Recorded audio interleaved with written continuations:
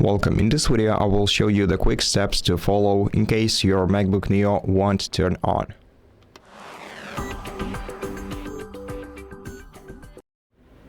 So in this case we're gonna have to make sure that the device is properly charged, and to do that we'll basically have to leave it for charging for about 15 to 30 minutes. Before you do that, disconnect all the peripherals, all the accessories that you have connected to your MacBook. So if you have an external mouse, an external keyboard, or any other external hubs connected to your MacBook, now disconnect them and then plug in the charging cable into one of the two available ports on the left edge of your MacBook.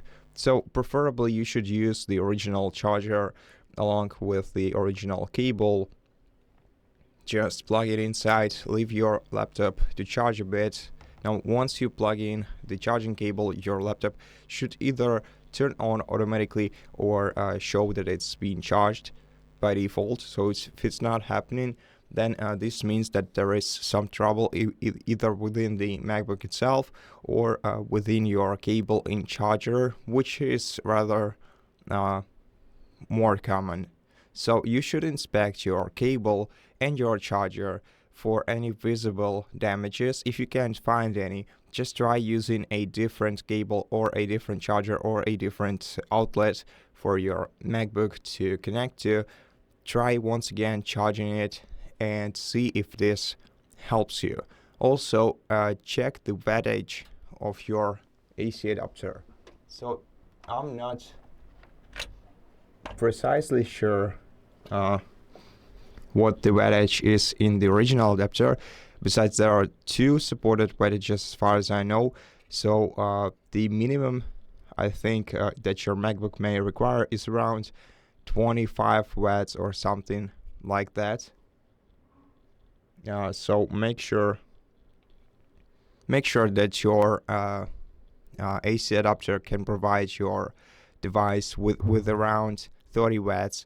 So the bigger, the higher this number is basically the better.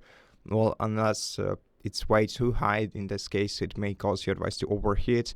But generally speaking, if you are using an original AC adapter, then there is no need to check. But if you are using a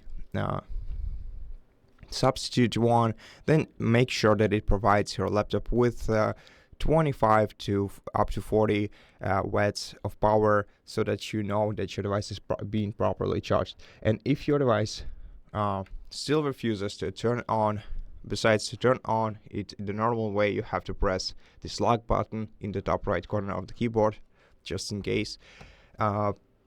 So if your laptop still refuses to turn on, then you should definitely reach out to Apple customer support service and notify them about this issue.